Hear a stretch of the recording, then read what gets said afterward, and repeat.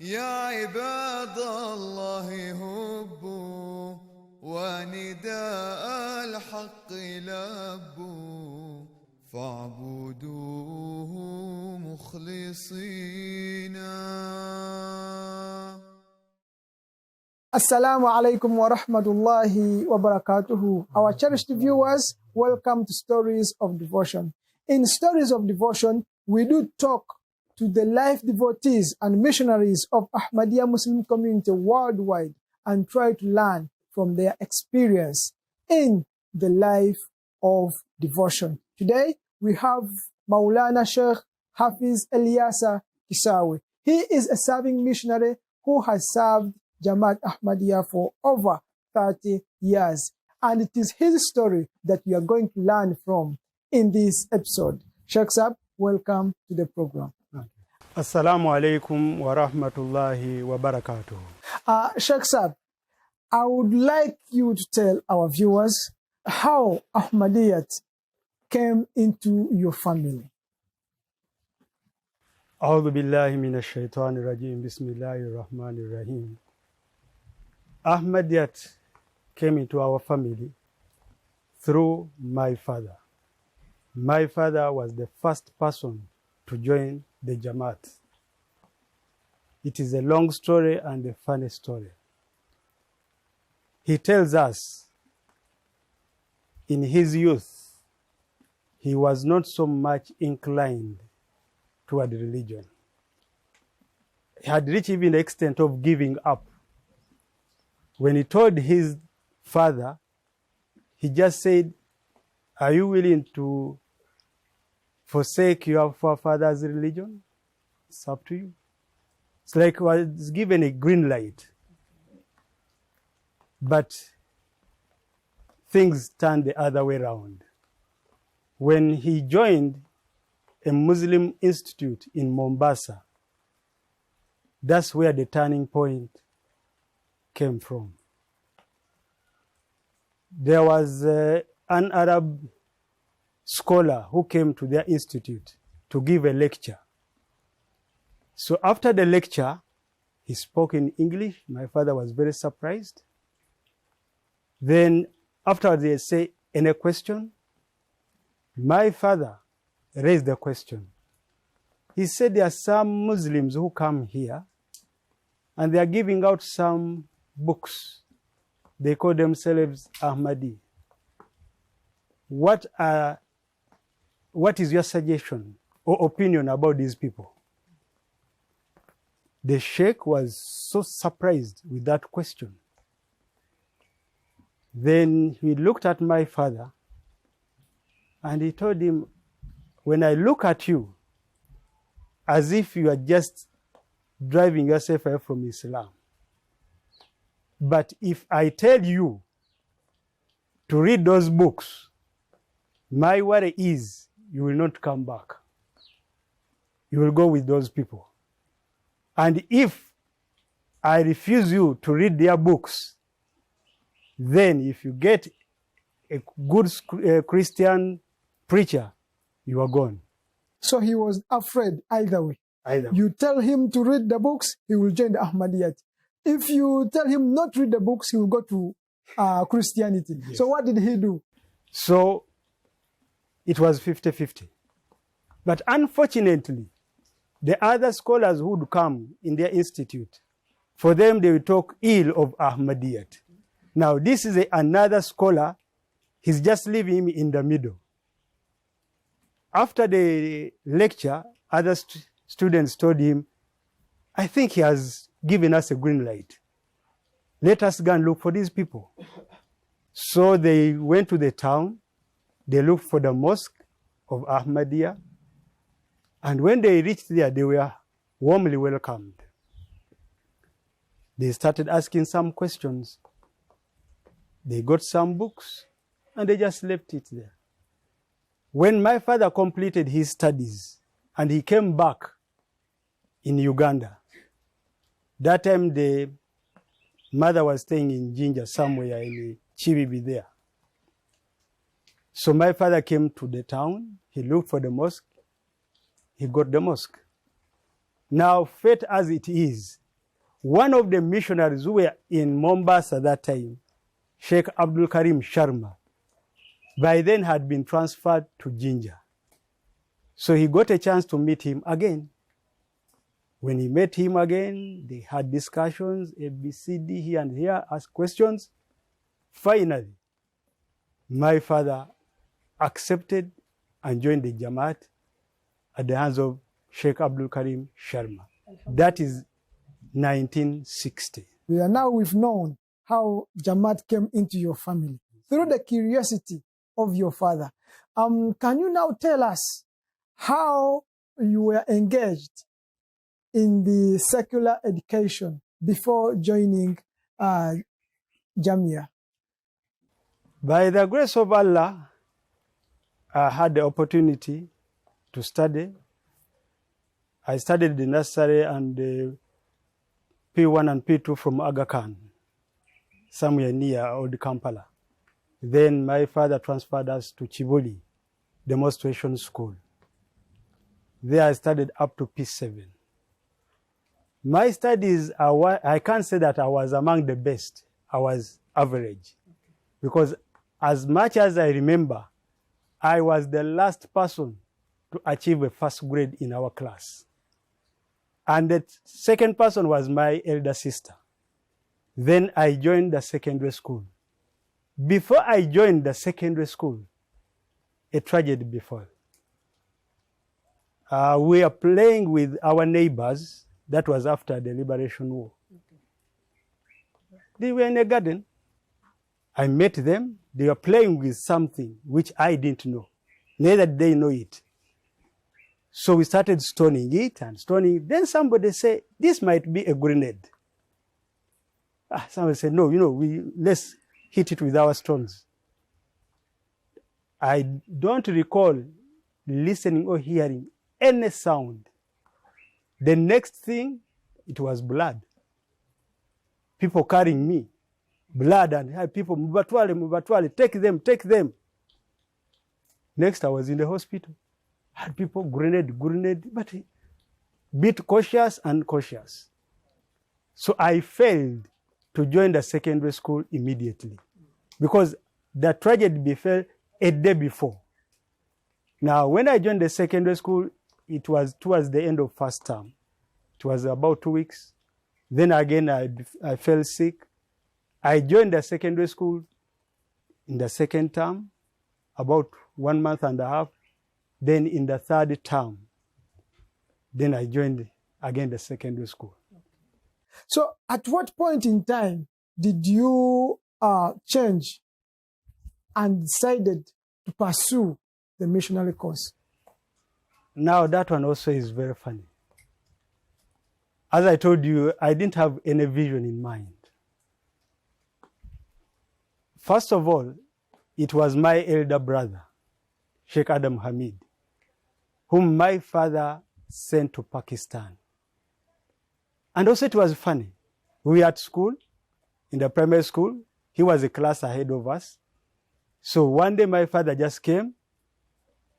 He told the headmaster, I need this boy, I'm taking him. He said, where are you taking him? He said, he's going abroad. Packed the luggage and left the school. When he got the holidays, I came back home. I started crying, telling my father, you should also take me. Not knowing whether he had taken him to Europe or Asia, anywhere, but I just say, you take me and I follow my elder brother. He said, I will take you. So when I joined the secondary school, in the third term, it was October. One day, from nowhere, I was in the class. They told me you are needed at the HM's office. The headmaster's office. I went there, I met my father. The headmaster told me, your father has come to pick you. Why? He said, you are going abroad. Abroad? I was happy, naturally. I went to the dormitory, packed my luggage, and off. Came back home. My father said, I'm sending you to Pakistan. You say you want to go and join your elder brother. And that was it. So you had to go to Pakistan. 3-4 days, we are ready to go. And did he tell you why you were going to Pakistan? Unfortunately not. Even I didn't know what I was going to study. just going abroad. As a young boy who was just requested his father for the older brother, he had to take you. And that's very interesting. Now, after everything, you went to Pakistan in Rabwa. And as I remember, you joined the Hafiz class. Yes, can you tell us, as a young man in a foreign land, how did you cope with the situation? It was not easy. Many things were out of place. Now, parents are no more. Brothers and sisters are no more. It is a foreign land. The food also is a problem. The biggest challenge we met as a group we went, it was food. There, they put a lot of pepper in the food. Never used to eat. The chapatis they are having, they are dry. So that was the beginning of the hardships. Tell me about your first meal in Jamia. The first meal was at Lahore. When we landed, it was around 8. They picked us and took us to Darziafat, our headquarters there. They brought breakfast. We were very eager, hungry. But my friend, we couldn't take it. The eggs were filled with pepper. I remember tears flowing from my eyes. They brought tea, milk tea, a lot of tea leaves. I've never tasted such a thing. Actually, there was no breakfast. And that was the beginning of a long journey. A young man and could not take the food. So how did you become used to the food and to the weather in Rabwa, Pakistan? When they said there's no retreat and surrendering, there's nothing to do. We had to adjust. Because there wasn't any other option of what we are going to do or what we are going to eat. That was the menu every day. Food with pepper. You have to eat it. Or else you eat dry rice without sauce or dry chapati without any sauce. Which is very difficult. So we had to take one morsel of that food and a glass of water. That's what is the balance. All right. Now, what about the studies? The studies, as I told you, my father just sent me. I didn't know what I was going for. What am I going to study? What am I going to become? Which type of graduate am I going to become? So they just decided to let him go to Hafiz class because I was still young. We went there, we are admitted, no formalities, and they told me you are going to start memorizing the Holy Quran. Fortunately, I had read the Yasarna al-Quran. I was able to read the Holy Quran. So I had to ask, what is this? So you have to read many times, then you memorize something, you cram something. And that's how it began. What about the language? The language, of course, we didn't know the language. Again, another problem. Nobody among the students there who knew English. Fortunately, there were some foreigners, we met some Nigerians there. So we could communicate. But the teacher and the other students know English. Urdu. So if you want anything to say anything, you tell to the Nigerian brother, then communicates. But they told us it can't be forever. So we had to struggle learning the language. So after some good time in Rabwa, Pakistan, you were a full-fledged missionary and you came back in Uganda. I was told you were posted in Mukono, Mbiko region. Please. That was your first posting. So with what mind did you come back from Jamia, and how did you find the field those first days? Actually, as I told you in the beginning, that when I was sent, I didn't know what I was going to do. What am I going to become? And my stay in Jamia was a bit brief, 2.5 years. So I did not pass through all the structures. So it was just I studied, completed, and finished, come back. Now, even after coming back, I didn't know what actually you're going to do. I'm going to do. Okay. I had missionary, but I didn't know what it meant. We are at the headquarters for some time, some orientation and some other things. Then they told us we are being posted. Now, again, it is another funny story. I left my parents 7 years and a half. I've come 3 months with my parents. Now I have to leave my parents and start a new life. A young man. It was not easy because this was my first time to be totally alone. So they told us one day, here's your property, we are going. Put in a vehicle and taken to Mbiko.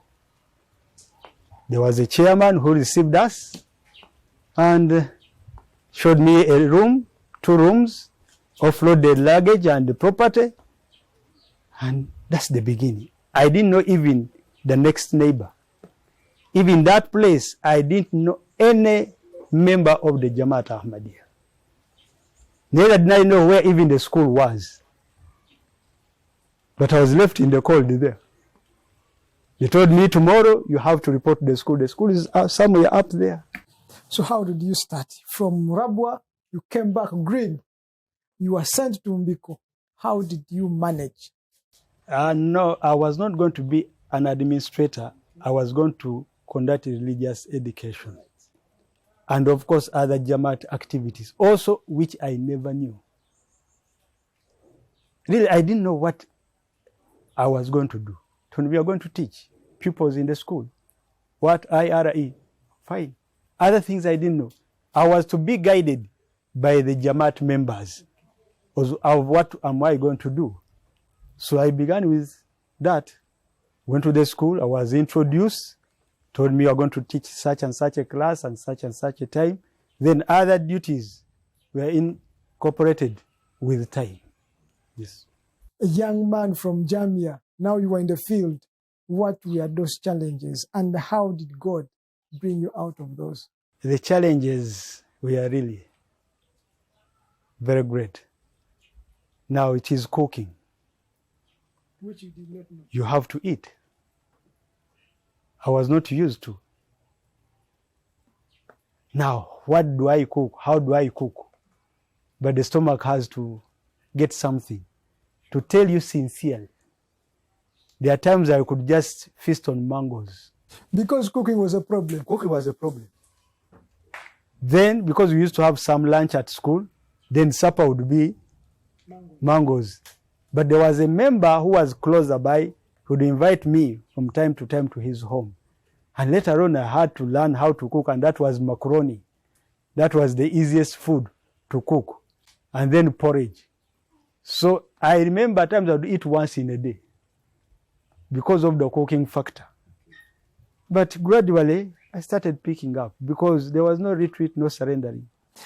Sheikh Saab, in the field of Tabligh is where we meet people, different religious background, and also different nature. Do you have 1 or 2 incidents in Tabligh that you can tell our viewers?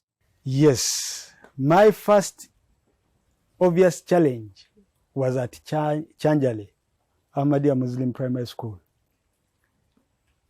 Because I was after 3 months, I was transferred from Biko to Chanjale. Now there the roles increased.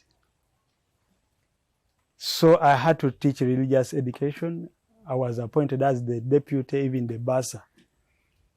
Now some people were not comfortable with my presence, especially the other Muslim parents, said that I'm going to turn their children to become Ahmadis.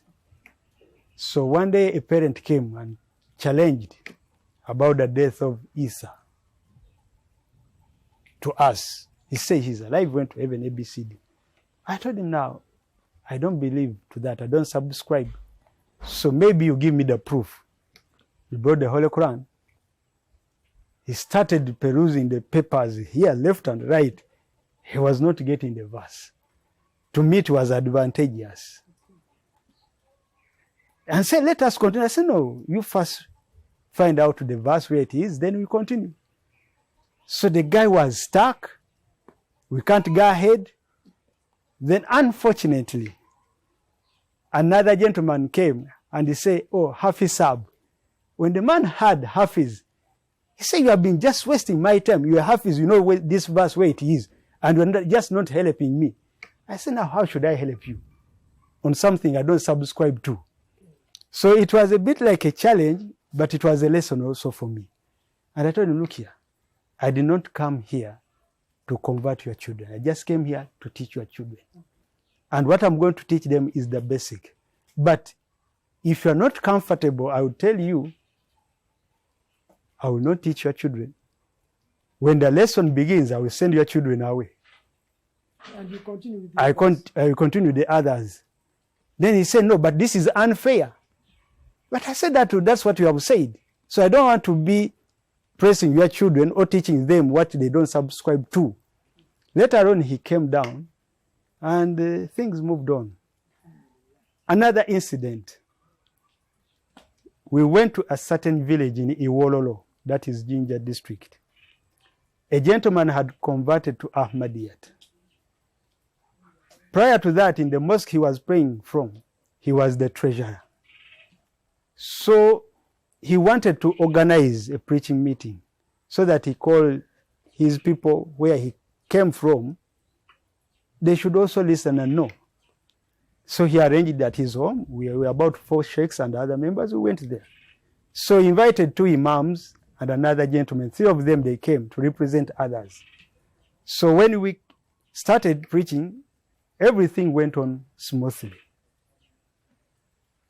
At the end, a question and answer. One gentleman, the imam, said, I know these people for a long time, since 1974. They are not telling the truth. I have books about them. I will bring books and we hold like a debate. We say, fine, we are ready for that. Just give us a day. Then another one, maybe out of anger or frustration, he told the gathering, let these people not deceive you with these little rice they have cooked here. They want to divert you, convert you because they have cooked some rice here. Please don't fall into their trap. And the guy walked away. It was an insult. Then afterwards, the people, they ate, and we told that gentleman, can't you arrange something with these people? Some people took it at heart, some they just let it pass. But because it was an insult, those 2 gentlemen, they got problems. Even as I speak now, they are no longer at the village. That one who said that these people have come here to deceive you with this little rice they have cooked, few days later, he stole a cow. And not to be traced or tracked, he made that cow to wear these, put on gumboots. You can see a cow putting on gumboots. So when people will see, they just see gumboots, they note the traces of the cow's foot. But eventually he was caught. Then had many other problems, and eventually he has left the village. Even the other one also. He was caught in somebody's house, and then he had to pass through the window. And nobody ever came back, either to bring the books or whatever to challenge us. You know, Tabligh has very many challenges. One day, I had gone like public relations, but I used to go to the office of the RDC when they changed the air. I got to introduce myself. One day, I went to the office. Now, the secretary, there are 2 secretaries, ladies, they knew me, even the office messenger. So I don't know what happened. I met many people. We are sitting there, we are seated there and waiting their turn to go and see the RDC. I just inquired from the lady that, is the RDC in the office? The woman shouted at me, I don't deal with hypocrites. You are a hypocrite. I don't like hypocrisy. All the people, about 15 people were seated. Insulting, humiliated. I was just inquiring. He said, no, I don't want such behaviors. No, you cannot such a situation. How you turn to leave the place, but I had nothing to do. I walked slowly, left the room, but I was so low. In my heart, I vowed never to go back to that office. But after some time, I said that this is a lady. I have a duty to fulfill. Now, if I don't go because of this lady, it will be injustice to myself and to the Jamaat. I prayed hard because it was so humiliating. After a month, I decided to go back. When I reached there, the office messenger man, Mr. Ali, he told me, do you know what has happened? A week later, when you are here, that lady, she became mad. She was in the office here. We don't know what happened. She started doing funny things. This one almost undressing. She was bundled up and she has been sent to Kampala for treatment. This is good. When you humiliate God's people, he also comes back in his own way. Sheikh Saab, to take you a bit from Tabligh, we are always taught to have good relationship with the Khilafat, with the Khalifa of the time. Can you tell me about your relationship with the Khalifa and how you've met the Khalifa? Well, Khilafat is unique.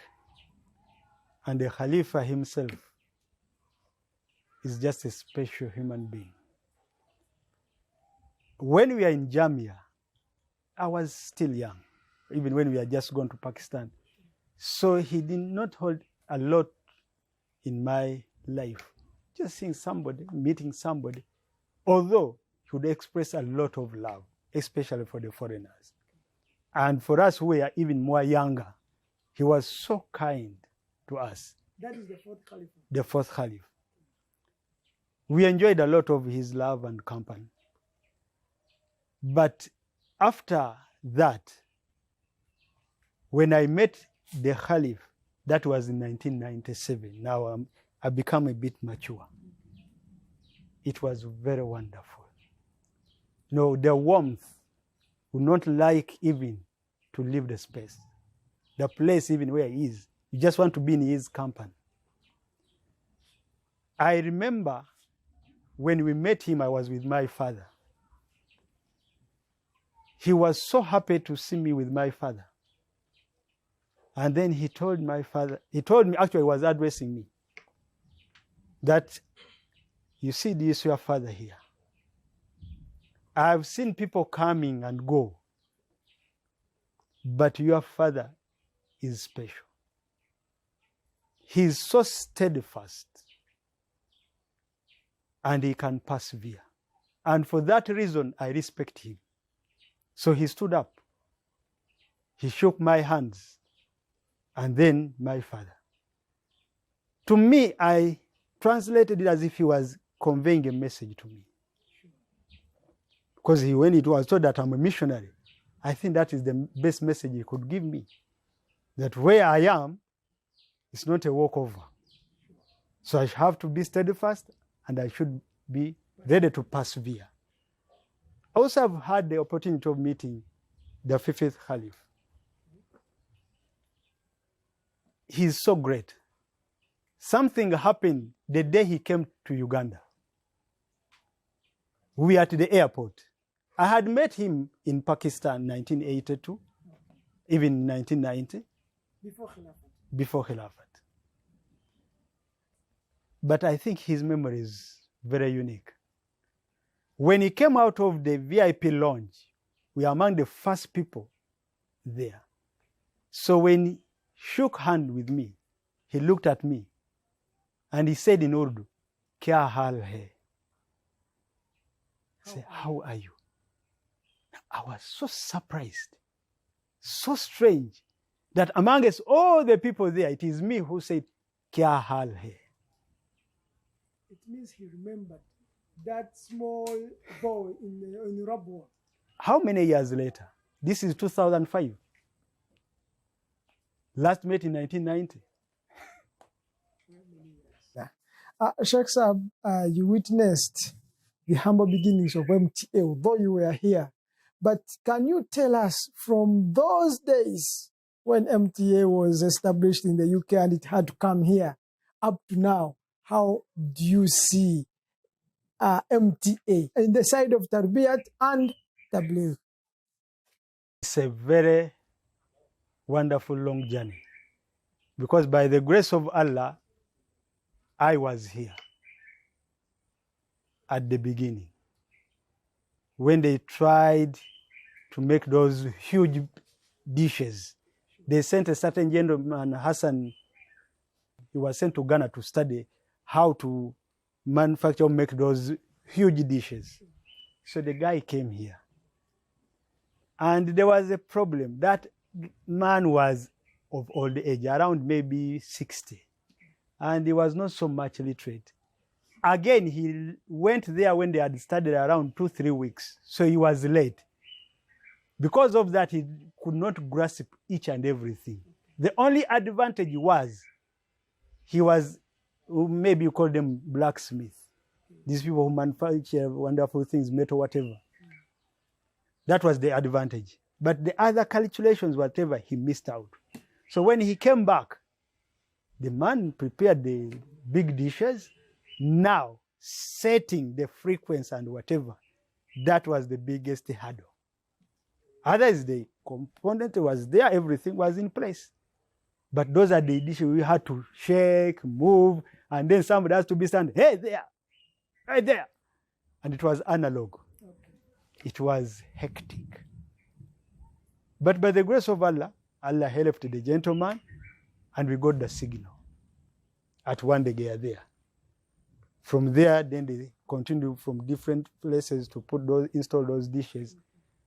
And because it was analog and we are not so perfect in the whatever the setting up, small thing, it will go off. The signal will disappear. Mm-hmm. Now, getting the signal again will become another huge problem. But that was the humble beginning. Now, today, when we are here at these satellites with the digital, it is a revolution, which we have to appreciate.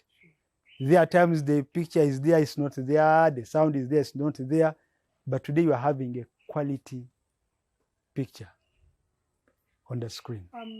As we conclude, how has it helped you in the Tarbiyat side? In Tarbiyat, I think it's the best mode of Tarbiyat. Because on MTA, we have a chance of watching live. There are times where you're just watching recorded things, but here we get a chance of watching something live. For example, when the Jalsa is taking place, you are watching all the proceedings live. You watch the Khalifa live. Then other programs, educative programs, also some are live. And whatever is there, it is actual. Because in MTS, we are not dealing with the fiction. We are not dealing with films. Actual things are happening in MTA. So when you are utilizing MTA, it is the best for the adults, the grown-ups, the young, the youth. Because everything is just in front of you. So it is up to the person to benefit from that MTA. Otherwise, it can be like other channels. But MTA, it is showing us the true picture of Islam. And it's not only Islam, they are also putting other worldly programs, health programs, which are beneficial to us. Because in the Holy Quran doesn't teach only religion, other things also are being taught. They are putting programs, Islam and science, the Holy Quran with science, they put agriculture, health. So it is something very beneficial. Hafiz, as we do conclude, which words of advice would you give to our listeners? I have enjoyed serving the Jamaat. It is a very wonderful profession. the sky is the limit. If you love it, then everything is there. If you don't love it, it's not passing time. You know, do you feel that contentment? The more challenges, the more contentment you will get. And what do you expect the reward for the Almighty? Nothing else. And that's what drives you. Because these challenges are from the human beings, from the people. Now, they are insiders and outsiders, young and old. But when they come to you, hoping for their solutions, and you try, you help them, you advise them, and then you see them coming out. Somebody came when he's so low down, somebody goes when he's happy, somebody laughing. You feel happiness. So serving, I don't regret for having served. Because when I look around, many of my schoolmates are nowhere to be seen. But by the grace of Allah, I am still there and serving and happy. Serving your God is a source of satisfaction for the heart. Our dear viewers, this has been a brief story of devotion for Hafiz Erisa Kisaawe, who is a serving missionary of the Ahmadiyya Muslim community. Until we come your way, may you stay blessed. Assalamu alaikum wa rahmatullahi wa barakatuh. يا عباد الله هبوا ونداء الحق لبوا فاعبدوه مخلصين